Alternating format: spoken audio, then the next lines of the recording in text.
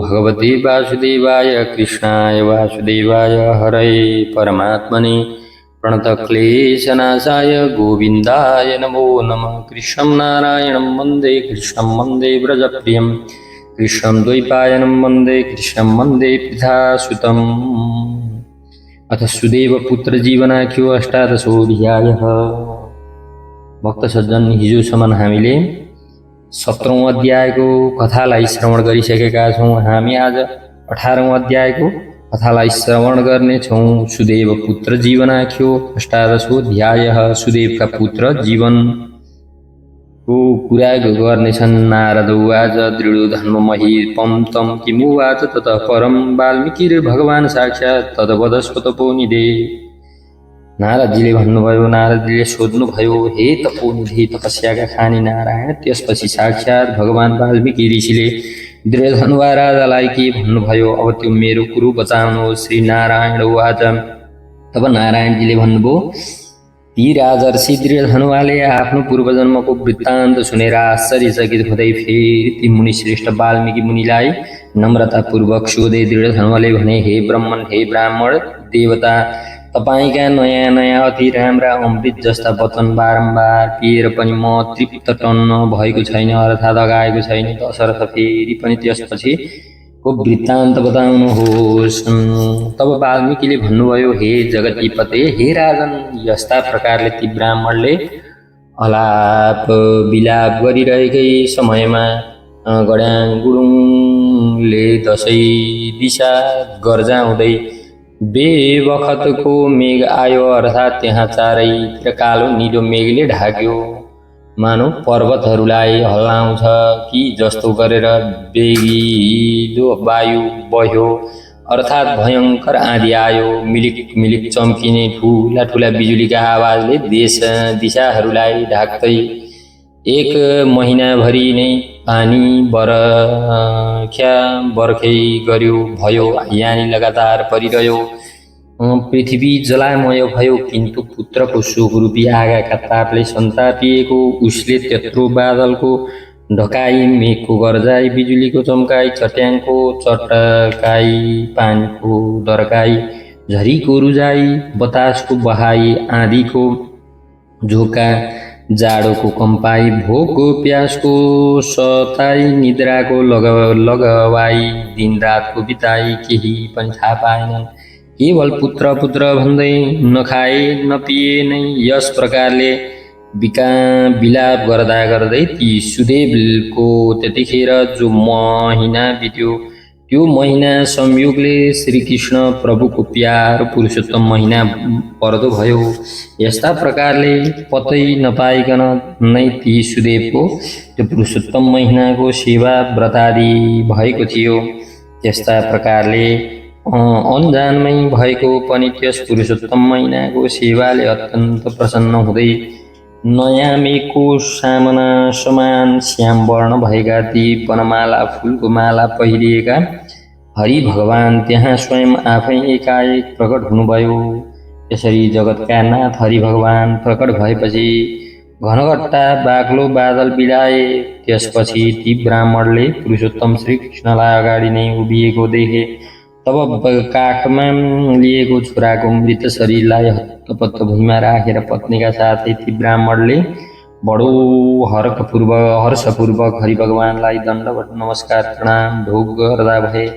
दुवै हात जोडेर श्री हरि भगवानको अगाडि खडा भएर श्रीकृष्ण भगवान नै मेरो शरण रक्षक हुनुहोस् भन्ने चिताए। भगवान पनि पुरुषोत्तम मासको सेवाले प्रसन्न हुनुभएको छँदो धेरै अमृत आनन्द वर्षाउने मिठो बोली बोल्नुभयो। श्री हरि भगवानले भन्नुभयो, हो सुदेव, तिमी धन्य छौ, तिमी अत्यन्त भाग्यमानी छौ।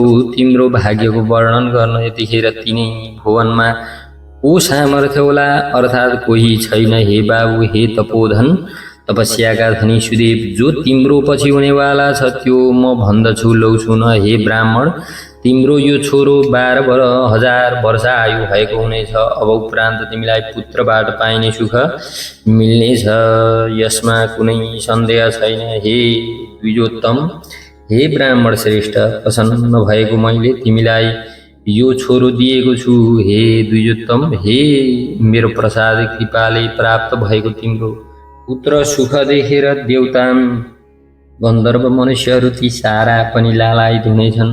यस विषयमा म तिमीलाई उहिले रघु राजालाई मार्कण्डेय मुनिले बताउनु भएको एउटा पुरानो इतिहास वृत्तान्त बताउँछु। उहिले कुनै समयमा कोही उदार दिल भएका धनुष नाम गरेका मुनीश्वर ठुला मुनि मनुष्यहरूलाई आफ्ना छोराछोरी रूप मानसिक चिन्ताले डढेका पिरोलिएका देखेर खिन्न उदास मन भएका भए उनले मर्दै नमर्ने अमर छोरो पाउने इच्छाले कठोर तपस्या गरे।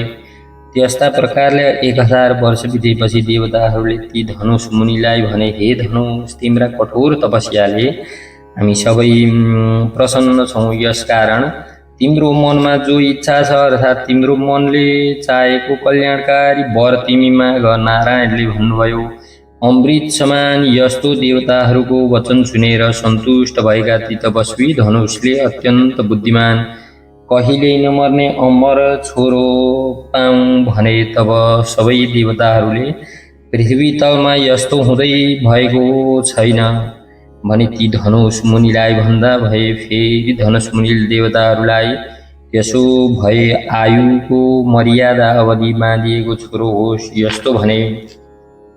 तब देवताहरूले कस्तो मर्यादा भन भने तब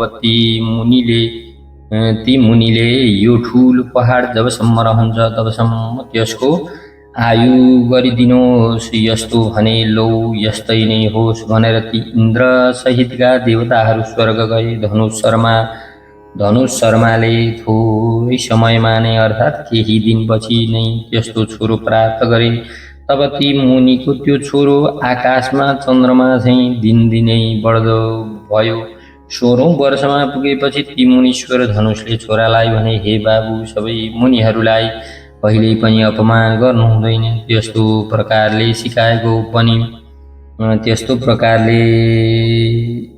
सिकाएको पनि त्यस छोराले मुनिहरूलाई अनादर गर्यो अर्थात् दिक्क लगायो। अवधि बाँधिएको अवधि आयुको बल घमण्डले उन्मत्त भएको उसले ब्राह्मणहरूलाई दिक्क पार्थ्यो यानि अनादर गर्थ्यो, टेरपुच्छर लगाउँदैनथ्यो।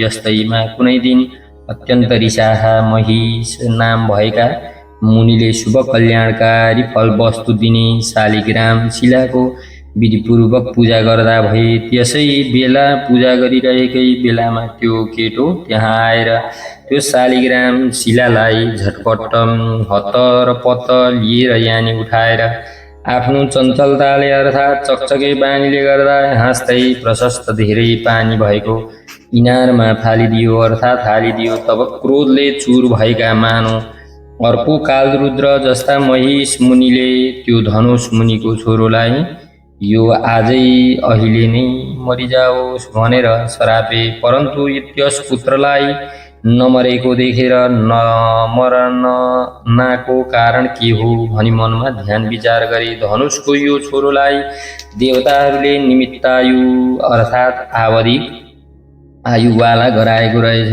यसकारण तत्कालै चिन्तामा परेका अर्थात् पिरिएका महिष मुनिले लामो सास फेरि त्यसै सासबाट करोडौँ राँगाहरू पैदा भएर ती राँगाहरूले त्यो पहाडलाई तुरुन्तै टुक्रा टुक्रा गरिदिए। त्यति नै खेर धनुष मुनिको त्यो अत्यन्त दुष्ट चकचके छोरो मर्दो भयो। तब धनुष शर्माले अत्यन्त दुःखले लगातार विलाप गरे। त्यसरी धेरै प्रकारले विलाप गरेर मरेको छोराको शरीर लासलाई लिएर छोराको दुःख पीरले असाध्यै छटपटाहट भएर चिताको आगोमा पसे यानि हाम फाले। यसकारण त्यस्ता प्रकारले जो जन हटले पुत्र प्राप्त गर्छन् ती कहिल्यै पनि कहीँ पनि सुख पाउँदैनन्। तथापि हे तपोधन, तप नै धन भएका सुदेव, गरुडले जो यो छोरो तिमीलाई दिएका छन् त्यस छोराले तिमी संसारमा प्रशंसनीय पुत्रवाला हुनेछौ। हे अनघ निष्पाप सुदेव, पुरुषोत्तम महिनाको महात्म्य महिमाले प्रसन्न भएको मैले तिम्रो छोरोलाई धेरै वर्ष बाँचिरहने चिरस्थायी गराइदिएको छु। यो यो छोरो तिमीलाई सधैँ सुख दिनेवाला होस्। पुत्रका साथ सधैँभरि गृहस्थाश्रमको धेरै धेरै सुख भोगेर त्यसपछि तिमी ब्रह्माको लोकमा गएर त्यहाँ ठुलो सुख दिव्य 1000 वर्षसम्म अर्थात् देवताहरूको वर्षले 1000 वर्षपर्यन्त भोगेर पृथ्वी तलमा जानेछौ अर्थात् जन्मनेछौ हे द्विजोत्तम सुदेव। तब तिमी त्यहाँ चक्रवर्ती राजा हुनेछौ। दृढ धनुवा भने विख्यात तथा बढे चढेको सेना सवारीले युक्त भएर 10,000 वर्षसम्म पृथ्वीको राज्य सुख भोग्नेछौ। इन्द्रको पदभन्दा पनि बढे चढेका अनि रोकटोक नभएको सेना र ऐश्वर्यले युक्त भएको त्यो राज्य हुनेछ। त्यतिखेर यी गौतमी तिम्री अर्धाङ्गिनी पटरानी हुनेछन्। नित्यपति सेवामा लागिरहनेछिन् र गुण सुन्दरी नामले पुकारिनेछिन्। राजनीतिमा निपुण 4वटा छोरा तिम्रा हुनेछन् अनि अत्यन्त राम्रो चेहरा भएकी सुशीला नाम गरेकी अति भाग्यमानी एउटी छोरी पनि हुनेछिन्। हे भाग्यमानी सुदेव, सुर देवता असुर दानवहरूले पनि पाउन नसकिने सांसारिक सुखभोगहरूलाई भोगेर यस पृथ्वी तलमा मैले सारा सुखभोग भोगेँ। अब भोग्न केही बाँकी छैन भन्ने यस्तो ज्ञानले मोहित भएर अर्थात् ढाकिएर त्यो पार पाइ नसक्नुको सांसारिक विषय वासनाले मन तानिएका तिमीले जब सांसारिक विषय वासना रूपी समुद्रबाट पारी पुर्याउने यानि त्यस्तो समुद्र तार्ने विष्णु भगवानलाई भुसुक्क बिर्सनेछौ, तब हे विप्र सुदेव, तिम्रो यो छोरो वनमा सुगा भएर वरको रुखमा रहेर वैराग्य उत्पन्न गर्ने श्लोक घरिघरि पढ्दै तिमीलाई विषय वासनामा नडुब्ने यस्तो खालको ज्ञान दिनेछ। अनि सुगाले भनेको कुरो सुनेर खिन्न हुँदै घर आउनेछौ र यसपछि संसारिक विषय वासनाबाट प्राप्त हुने सारा सुखलाई त्यागेर चिन्ता रूपी समुद्रमा डुबेका तिमी भाटौँ। हे भुसुर, पृथ्वीका देवता ब्राह्मण वाल्मीकि ऋषि आएर तिमीलाई बोध ज्ञान गराउनुहुनेछ।